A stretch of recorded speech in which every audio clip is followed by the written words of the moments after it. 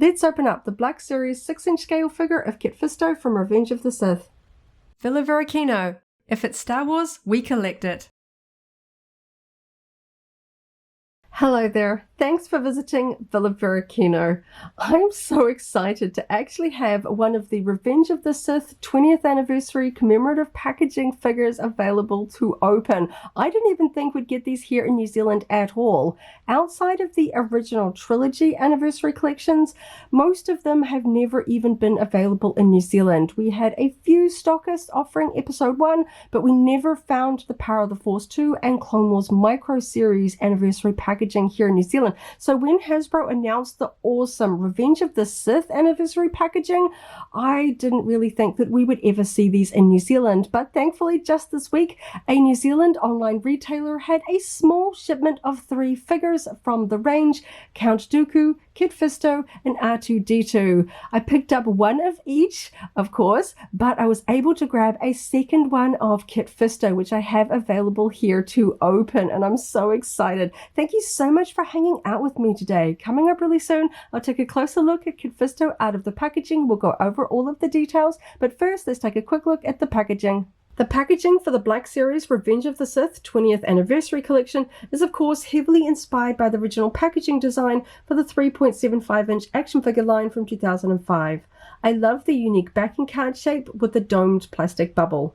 The backing card itself features a stylized Darth Vader helmet looming behind the figure, over fiery lava on Mustafar, and at the top of the helmet we have Anakin versus Obi-Wan. Everything about this design references Episode 3 so well. I will always be really fond of this merchandise era.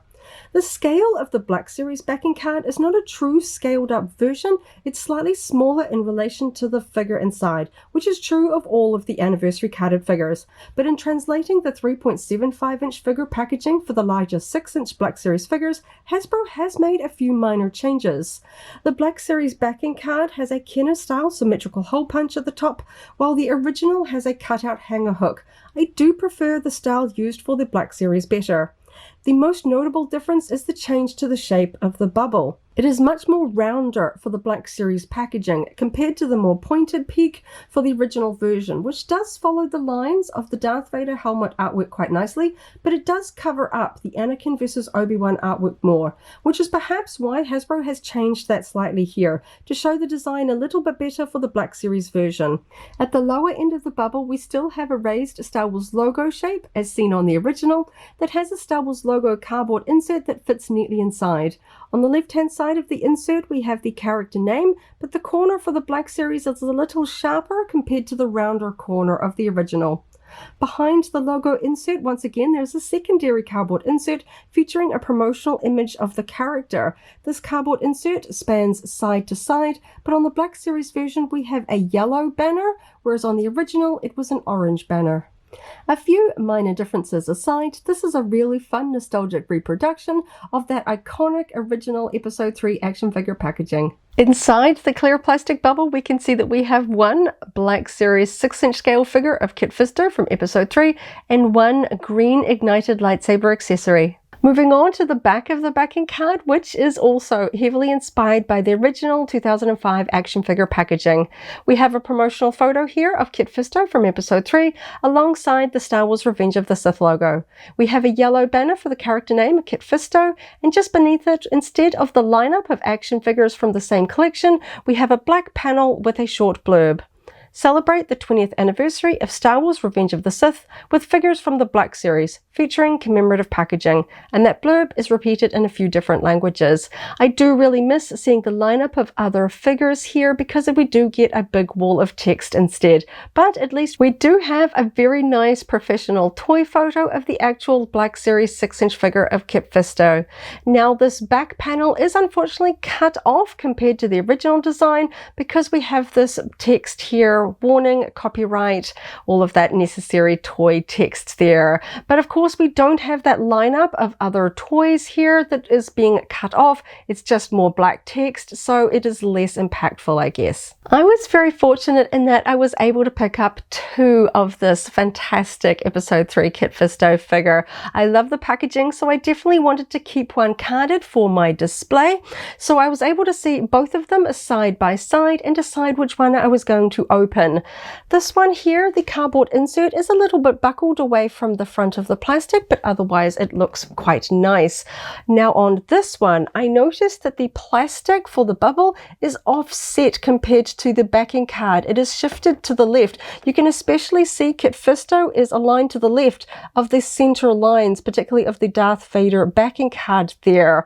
It does have a slightly better cardboard insert, but because the whole bubble is shifted to the left, I just didn't like this one quite as much. So this is the figure I'll be opening up. When looking through the plastic bubbles of the Black Series and original 2005 action figures, I thought the placement of the lava was different, but here I have the Black Series backing card with the bubble removed, and this is a special insert printing featuring the backing card art from the original 2005 era, and I can see that yes, the print is exactly the same. I thought maybe they had aligned the lava a little bit differently, but it does come up in the same places in relation to the Darth Vader artwork here, though I have to say the new one is a little bit more vibrant, perhaps a little bit more red, but that is to be expected alongside a printing from 20 years ago. So now I have Kit Fisto out of the packaging as well as his green lightsaber accessory, so we can jump in and take a closer look.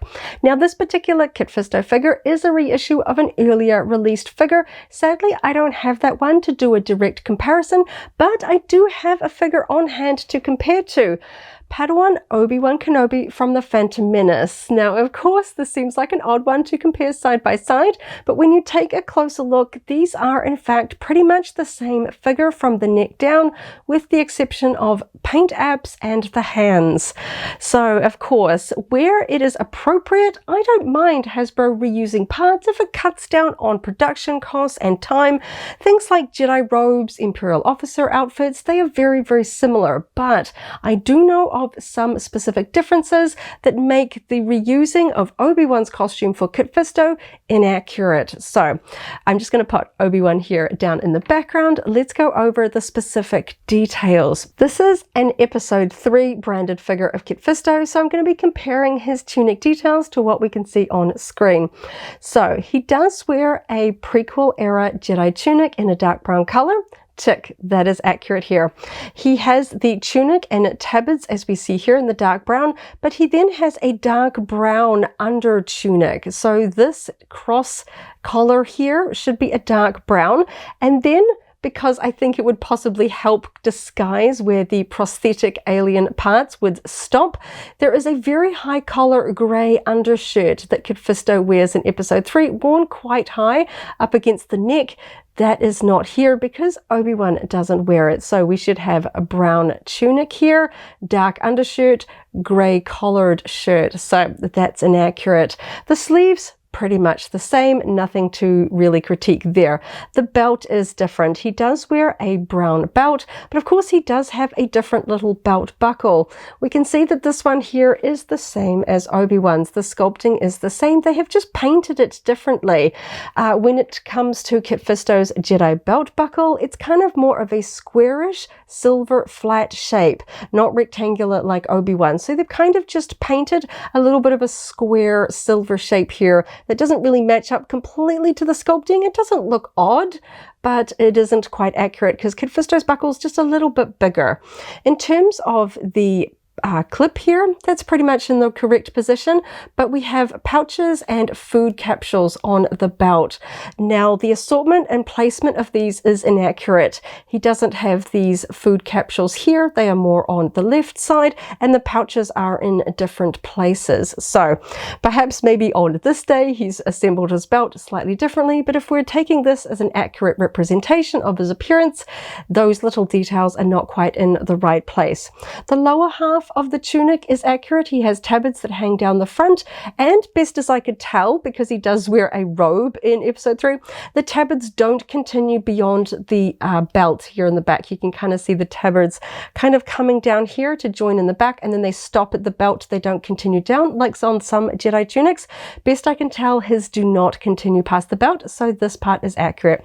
He's got dark brown pants. That's pretty standard for Jedi costumes, and then we have dark brown boots.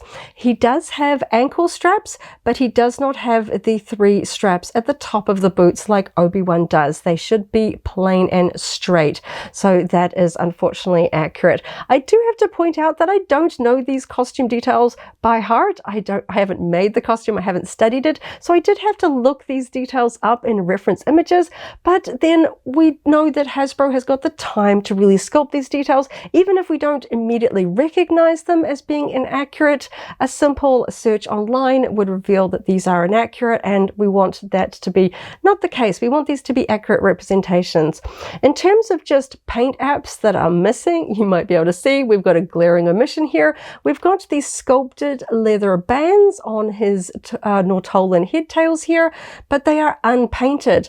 At the front, we can see that they're supposed to have this dark brown paint work there because they are little leather bands. We can sort of see them strapped across here at the top, but when it comes to the lower head tails here, we can see that the sculpting is there, but the paintwork isn't. Now, I know that kind of painting around circular surfaces and in between all of these little sculpting areas would be a little bit tricky, but in some ways I almost wish that they hadn't sculpted them at all.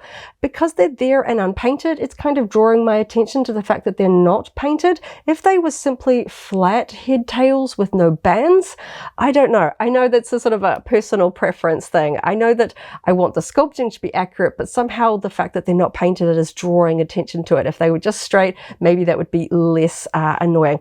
Also, if I lift his head tails there, you can see that we have some food pouches here that are unpainted here as well, and here on the belt. They're just the same color as the leather belt, which of course they wouldn't be. They are metallic like the ones we have here. He does have multicolored food capsules, different colors. Here we have silver and 1 gold. He does also have sort of copper and I think a black one as well on the ones that we can see on the left hand side. But of course the big deal that makes this, I guess, a bit unfortunate is his dramatic Jedi arrest scene in episode 3. He is wearing a full wool Jedi robe. Now we see a lot of soft goods robes across the Black Series line. For me personally, most notably, that is from the Acolyte range of figures. Now of course I have one here on hand. This is Yord Fanda, and he came with a fantastic soft goods Jedi robe. I really would have thought that this one would include it because that is how we see him in episode 3. He really should have his robe so that we can recreate that Jedi arrest scene. But sadly, he did not come with one. But of course, as you saw, I have Yord on hand. I will be doing a bit of a part swap because I really do want to see what this figure would look like with that Jedi robe on. And of course, I love Jedi robes. I own one myself. I love them. They just really look cool on Black Series scale figures as well. It kind of gives a bit of drama and sort of that sort of extra flow, because Kit Fisto actually wears quite voluminous robes. They have these huge long draped sleeves. It's quite big and heavy, kind of like Mace Windu's robe. It kind of really hangs quite heavy on the figure, and so I feel like it adds a lot to his costume that we kind of lose when he's just wearing his tunic, because as he is here, he kind of looks a little bit more like he does in episode 2 when he's fighting in the arena, but of course his head tails and a few other costume details are just a little bit different in that film, so he is not accurate to episode 2. He has 2 head tails draped over each shoulder, and his wrappings are a little bit different, and I'm sure there's a few other costume details as well. Of course, he does have head tails hanging down the back, so I'm not quite sure how well that soft goods cloak is going to fit up underneath that, but we're certainly going to give it a try. So it's a little bit of a shame that we do have part usage from Obi-Wan used incorrectly for Kit Fisto, but on the whole they are small details. I think it's mostly the belt and the boots that are the sort of the biggest deal, and of course up here at the neck. They could have just perhaps painted the neck or sculpted just a little bit of a shirt on that neck piece in there so that they could still reuse this. If this grey section had been painted dark brown, they could have sculpted just a tiny little shirt on that neck section in there, but they haven't, which is a little bit unfortunate because the collar on Kit Fisto's costume is quite high. So I think that that would be a completely reasonable way to go about it, which makes me think that this neck piece is perhaps also reused and they've simply cast it in the same green plastic as the other Kit Fisto body parts. One thing that I do really love is the hand here. So of course he does have slightly alien fingers. They are sort of longer. The performer wore prosthetic hands for the movie, so he's got these sort of long pointed fingers, and instead instead of a tight sort of a lightsaber sort of accessory grip, we can still hold a lightsaber. You can still see the fingers creating that sort of grip shape, but I really like the fact that we've got these extended fingers to kind of do a little bit of a force motion. Of course, if we're trying to replicate Attack of the Clones, he does force push during that sort of scene with his right hand, not his left, but a lot of promotional images did actually have the performer with this hand extended for episode 3. So I like that, kind of nodding back to some of those promotional images. But of course, discussions about Obi-Wan aside, I really do like the sculpting for Kit Fisto here. He isn't smiling, but then of course in episode 3 things are a little bit more serious, so I kind of get that. In a lot of promotional images he's got quite pointed teeth, and sometimes that can paint a little bit oddly for figures, or with that such a small detail, if there's just a little bit offset it looks really wrong. So I don't mind them just sculpting him with his mouth closed, because all we have is just a very simple lip color there. He's got the pink around the eyes and black eyes. Now I do have 2 figures, as I mentioned earlier. It was more the packaging that made me decide which one to open. In looking through the bubble as best I can, this particular eye is just a little bit lower in terms of the black paint. I think perhaps we've got a little bit more pink on this eye, which perhaps gives him a little bit of a appearance of like this eye is looking perhaps a little bit more down and this one's looking a little bit more straight. It's kind of a bit funny. Every time I sort of look at it, he kind of looks like he's looking in a slightly different direction. Sometimes he looks fine and other times he kind of looks a little bit googly-eyed and I feel like he's looking off in a different direction. I think it's more to do with where the lights are catching on the black paint on his eyes, because when I look at him in different angles he looks fine. I do really love the green splotches on his sort of alien head tails here, and of course that sort of gradient darker tips here on the front too, but we don't have those on the back. It is a little bit more subtle here with the paintwork. I do really like the color. We've got a little bit of that wash coming through here in the back, and we've got splotches above where those banding sort of sculpting comes in, so the splotches kind of around here, and we do have some really nice paintwork here for the leather bands sort of holding his head tails in place. Not quite perfectly aligned with the sculpting, just a little bit. You can kind of see the lines where the sculpting is sort of cutting in to the head tails, and that brown is not quite lined up along that top edge. It looks fine across the bottom, so perhaps a little bit wider with that paint application, but he was of course tucked in against the backing card. I can't see the paintwork there on the back before opening them up. I do like how neat and tidy the head tails that are draping over the front of the shoulders are attached in at the neck. Everything looks nice and tight. We've got a little bit here, you can just sort of see the edges of the sculpting for the bands that's perhaps not painted. We've got this one here not going all the way quite to the end. I am looking very, very close. As soon as I put this guy on display, I'm not really going to notice it very well. Again, this one is tucked in very nicely under the neck there. So everything's assembled pretty well. We've maybe got like a tiny little patch here where it's showing a little bit more green where that wash hasn't quite sort of toned it down, but I really like it. I like the way that we've kind of got like these little creases along his forehead, and when the head tails kind of join up to his forehead here, and that weathering is just kind of really picking it up. Just overall nice face paint. Of course, I don't have the older version to see how well this is an improvement or whether it looks pretty much the same. All I have are just other images on the internet to go on, but I do like this one. I think he's a good green. He's not a vibrant green character. That's a little bit more in his animated appearances. He's a little bit more of a vibrant green. We've got a pretty good color match for the plastic and paintwork for his hands. That's always important. It bothers me when skin tone is very different, when especially if we're going to be moving the hands to be holding the lightsaber up near the chest, where we're going to have those 2 plastic pieces very close together. I want everything to match, and that looks great. Yeah, he looks cool. I love the Alien Jedi in the prequels. I just think they're fun. We got such a variety, and while of course they didn't get a lot of dialogue to say, I thought that they really sort of added in just a really sort of fun prequel flavor to the Jedi Order, and he just looks fantastic. I don't have an Ortolan Jedi much represented in my collection. Of course, I have many 3.75 figures of Kit Fisto, but I don't have other collectibles of him. There are some gorgeous statues and 12-inch figures made over the years, but I don't have sort of many representations of him in my collection outside of the sort of standard action figures. So this is really cool. He's just so unique, and yeah, it's a little bit of a shame Hasbro, didn't quite fully commit to sculpting him, because he is such a cool character. I think there's many fans of Kit Fisto. I think he would have sold well. Yeah, perhaps just a little bit more work on the sculpting would have just really amped this figure up. So let's pop Obi-Wan aside and let's go through the articulation. Of course, one of the immediate concerns in terms of articulation is how well Kit Fisto is going to be able to move his head because of all of these head tails. I know it's not too different to other characters we've seen. Bib Fortuna tends to have head tails that drape around the shoulders, but I'm kind of hoping that I can move him just a little bit, because I feel like Jedi, as opposed to Bib Fortuna, Jedi are quite more acrobatic characters. We want to get them into more dramatic poses than Bib Fortuna, who's mostly just standing in the background. So I want him to sort of be able to do some, interesting sort of angles and things like that. So I'm a little bit worried, especially because they're sitting so close to his jawline, that we're not really going to get too much side to side. It's kind of really stopping here, and I don't want to risk pulling them out, because of course I can't really see how well they're attached. It's kind of grinding a little bit. I feel like I can get to about there before I'm really sort of stressing, which, to be honest, there's actually more to the side than I was expecting. Perhaps a little bit more to this side. That's actually not as bad as I was thinking. I might even be able to kind of flick that over, but these are kind of sculpted to sit over the shoulder, so I feel like you can't really put them in behind.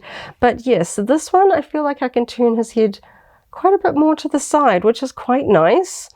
And a little bit up and down, that's not too bad either, because of course I was sort of showing the gap in behind his head tails, sort of resting his chin, goes almost all the way down. It's not really going to hold there, but we're not really going to get an upward angle there, because this is just so much plastic hitting there in the back. The head tails do have a bit of flex. You can see I can kind of move them around, so you could perhaps sort of, pose them in a specific way if you really wanted to. I try not to crease my figures, particularly aspects like, head tails and stuff like that, but the splitting up here, it does go quite high on the ones on the sides, and then it kind of gets slightly less. This one here is just kind of almost all together in kind of two layers. The ends are only just a little bit articulated. It's mostly these ones here on the side that can move, but because this is such a big block, it's just hitting completely there in the back when I'm trying to turn him. But actually pretty reasonable with the amount of movement I can get. I thought we might be really locked in place, but yes, he can turn side by side. Doing a little bit more movement, I can kind of really see, yes, turning to the right is a lot easier than turning to the left, which is fun. So yeah, I can definitely turn him that way. I'm happy. That's actually more articulation than I thought. And of course, turning his head around, I can see how well his waist can turn, because that was starting to move there a little bit as well. It's not one of those, as I call them, clicky waists, where you can sort of, they click, click, click, click, and sort of little steps around. It's just a nice smooth motion, so we can turn easily. Of course, you're going to start to misalign the sculpting of the tunic there on the front, but we want our Jedi to be able to sort of turn around, do some cool poses. And actually, pretty reasonable movement here. We do start to sort of, if I can move his head tail out of the way, we start to kind of expose some of the sculpting here where it's trying to sort of tuck into the belt, but it's not too bad. If we sort of tip him forward, that's going to show up a little bit there in the back. Tipping back, you can sort of start to expose some of the awkwardness going on here, but that's actually a very deep sort of tip back. So you do get a little bit more movement there if you're trying to sort of turn his head. We do have even a little bit of a rocking motion there as well. So that's really nice. So you definitely get a lot more sort of posability through the middle there. That's really nice. Okay, so of course we do have these sort of draping shoulders from the Jedi tabards and their tunics that sort of hang out over the shoulders, which means that this can somehow limit the movement of the arms. So not quite dead straight, but not too bad. And on the other side, about the same. So not completely flat, but that's pretty good. If we swing them up, we're going to be, oh, you can see that we have rubber here It wasn't immediately obvious till I got the arms out of the way. We've got this sort of tunic section here is that rubbery plastic. So if I put the arms up, it stops there. And then if I keep pushing, it starts to bend and sort of really push into the plastic. So that's about as high as I want to go there. And you can see we've got that sort of rubbery texture. It's quite tight and fitted to the body, but you can kind of see the gloss difference. This is hard, glossy plastic, and then this is sort of the rubbery, more of a fabric texture to the surface. So it feels very different to this here. But yes, I can get his arm up on that side. Again, I'm kind of scrunching in the rubbery plastic, but he can get his arms up into about that angle if we want to sort of be doing high arm poses. Nice and easy movement on the arms though. They're not tight. I don't like it when I feel like I'm fighting with my figures. I really love the draping of the sculpting here, so that we've got that nice draping style line there for the sleeves. Of course, you can see the articulation there on the front, but if we're going to hold a lightsaber, we're going to need to bend at the elbow a little bit. You can see that that kind of comes visible here at the back this time. And I like the sleeve drape. It actually goes quite a bit in, and it looks like we've got a sort of an inner shirt sculpting in there, which is really nice. I don't like it when sleeves kind of just cut off flat. Doesn't look very realistic at all. I like the fact that I can actually see that sort of inner sleeve in there, because of course Jedi wear inner tunics, and you can really see that on this hand here as well. That's really nice. And we've got a nice drape. I love the draping. Like, I know it's reused from Obi-Wan, so they didn't have to work too hard on it, but I just love this texture and the way that we've kind of got the fabric draping, especially down the front. Very, very nice. So he's got his hands there. We do have, of course, we can rotate the hands here. Very important, because we've got an accessory to hold, but we also have a hinge. You can see it here in the underside of the hand. That means we can move the hand in this motion, and we have the same on the other hand. This one here, I feel like we've got more of a clearance around the wrist, so we can get a lot more movement. I'll just kind of demonstrate that. We can get that motion. His fingers are rubbery as well, so I'm actually kind of able to flex them. I'm hoping that's going to help us get a grip on the lightsaber. This one is a little bit tighter. It's just a little bit more like a wiggle. It's not really clicking into place. A little bit maybe that way. It's not as much as on that one, but very nice through the elbows and swiveling at the wrists. That's nice. We went through the waist. Now his lower tunic, as expected, is rubber, and we've got a split on each side, and also a split right up the front all the way to the belt. So these are quite short panels, but in the back we've just got one big panel. There isn't a split or anything cutting through. I love the fabric sculpting and draping here in the back. It really does look like a tiny little piece of fabric, and of course the texture. Hasbro's come a long way from the figures that we used to get in the early 2000s when, of course, Kit Fisto was first introduced. Absolutely fantastic. So hopefully with this articulation, as you can see there, splitting the legs apart, we can see into the hips there. We've got a very good range of motion here. So of course, we don't see him do a lot of acrobatics necessarily on screen, certainly in episode 3, but of course we do want to get some cool poses for our Jedi. He's got nice, easy, movable hips. It's not fighting me here at all. And wow, that was straight up. I didn't have to fight that at all. His leg just came all the way up, and this is not really impacting that movement at all. Sometimes, Hasbro, really tries to give us some good sort of freedom of movement by adding these splits, but then the actual plastic part just seems to really fight the figure, and it just really stops us moving up. This feels like a really good thickness, like not so thin that I'm worried about ripping it, but not so thick that it's actually just getting in the way. His hip is just full free to come all the way up. That's a fantastic high kick. And the same should be true of the other side here as well. If I get that aligned, fantastic. He's moving very well. Not loose, but I do like how I'm not fighting his legs to get into poses. I think that's really important. Now, do we have, yes, we do have an upper thigh swivel here as well. He's got dark pants, so it's a little bit hard to show. Hopefully I can sort of hold his upper thigh still. As So you can kind of see that swivel. So we've got that, which is nicely hidden under the length of tunic, of course. That's really good. You can just kind of see the sideline becoming a little bit misaligned there, but it's covered really nicely there. Now, he is an older figure. Of course, that prequel Obi-Wan figure is a little bit old by now, so we have the older two-peg articulating knees here. But something I noticed earlier is you can see here in the back where we get the really big sort of sections here, sort of cutting through the back of the knee, and it comes down into the boot.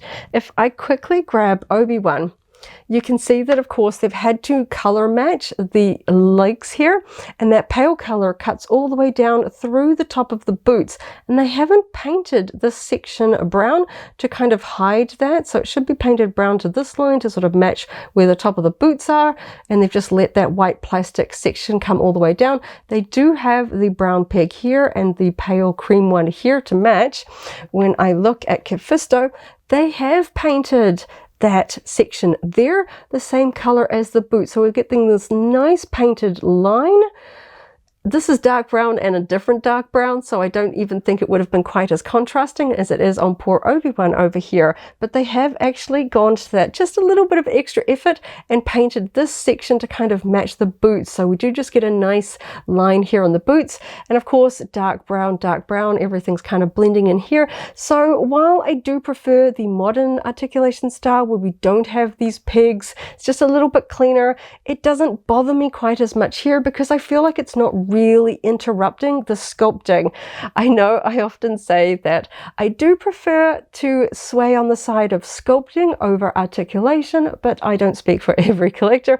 Some fantastic toy photography and some fantastic poses that I just am a little bit too scared to attempt. You do need some really good articulations, and of course we do expect that from a figure line like the Black series, but it's just nice to see that they've kind of balanced that. We've still got the deep articulation that we get from these sort of 2-point articulation knee sections here. There's always one that kind of wants to articulate easier than the other.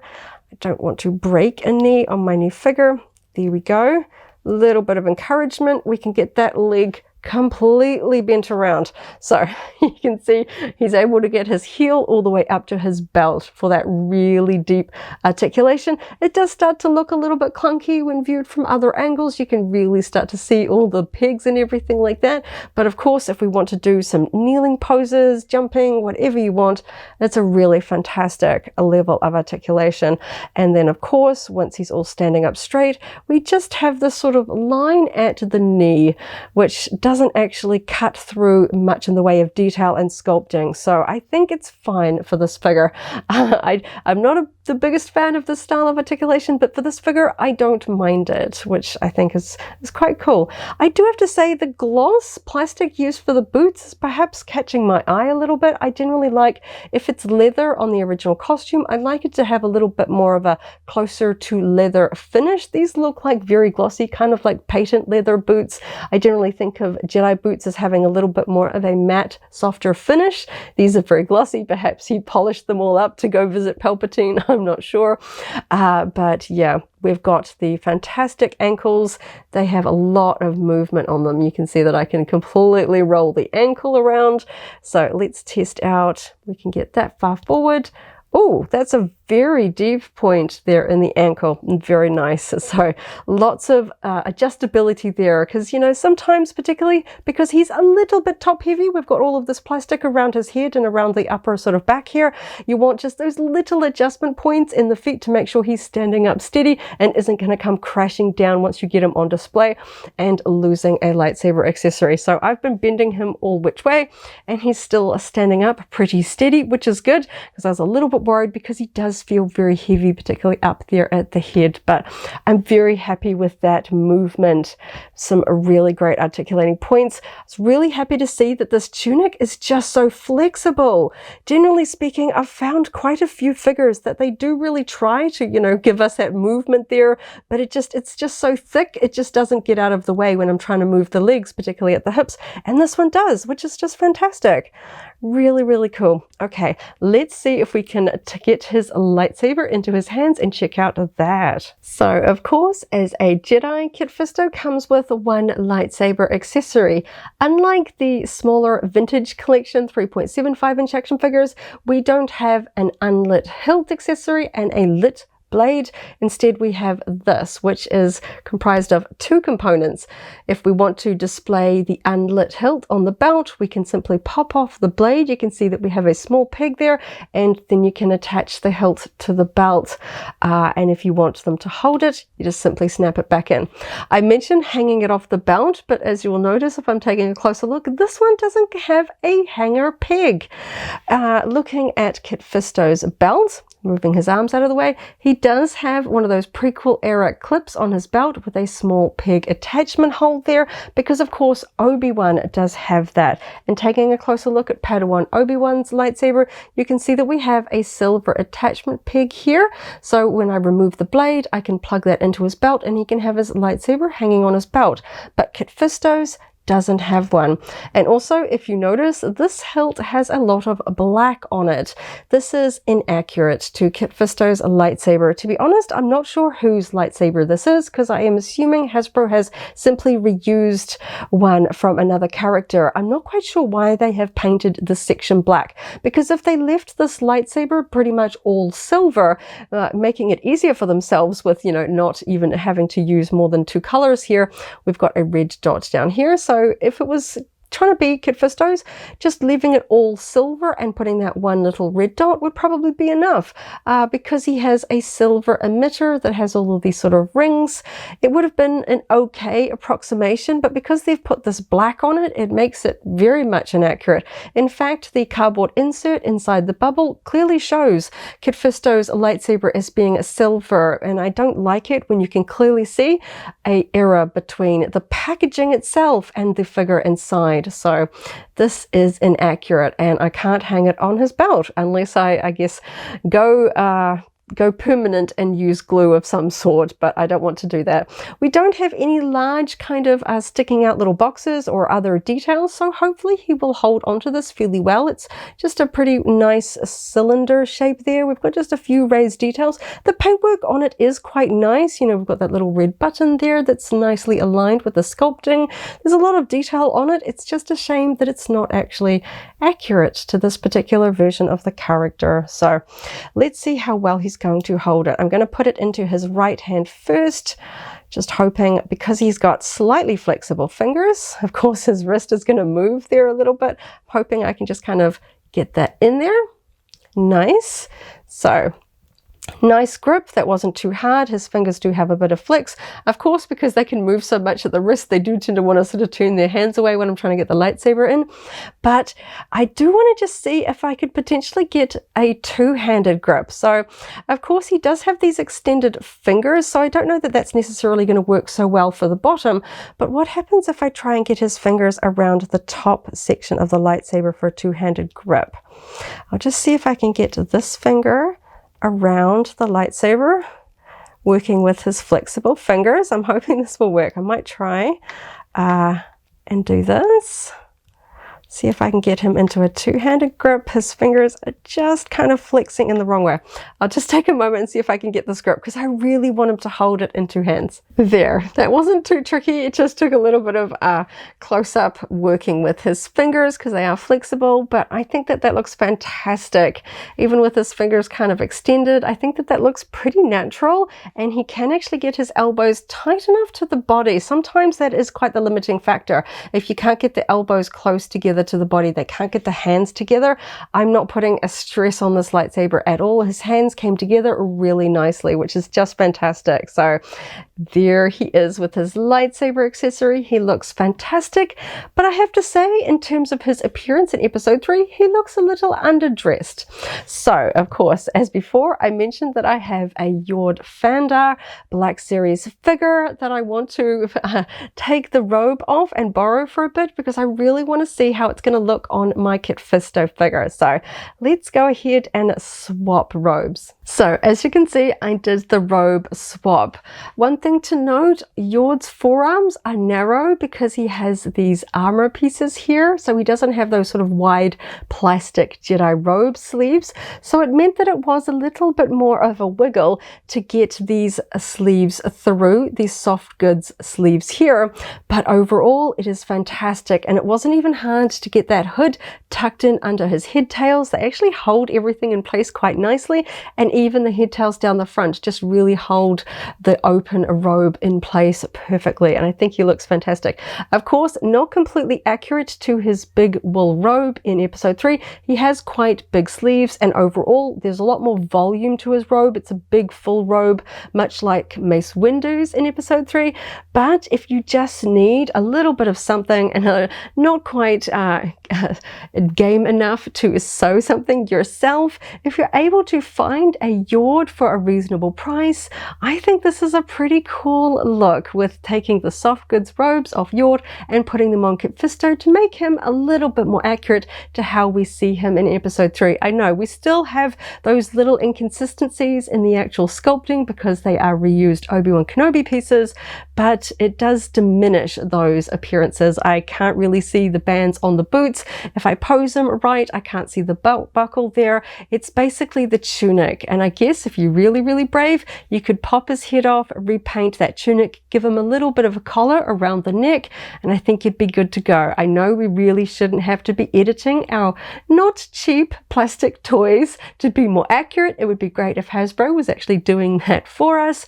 But if I just take him like this, he looks pretty cool, and I think he'd look really fun lined up with other Black Series Jedi characters.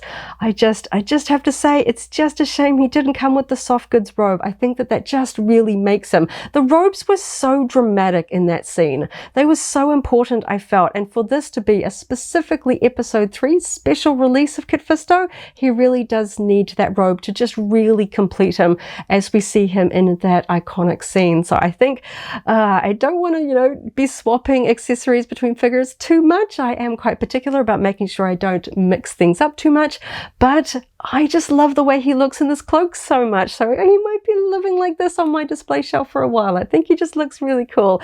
Overall, I love him. He looks fantastic. I love the lightsaber. He holds it really well, and I'm really impressed with the level of articulation. I thought the robes might really limit his legs and everything like that, and even the head tails. I can actually move him more than I thought I could. So I'm really, really happy.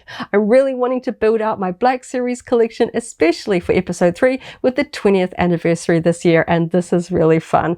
I love him so much. Thank you so much for hanging out with me today as I opened up another Star Wars Black Series figure and had a lot of fun checking out the details. I hope you have a wonderful morning, afternoon, or evening wherever you are in the galaxy, and let's hang out again really soon for more Star Wars fun.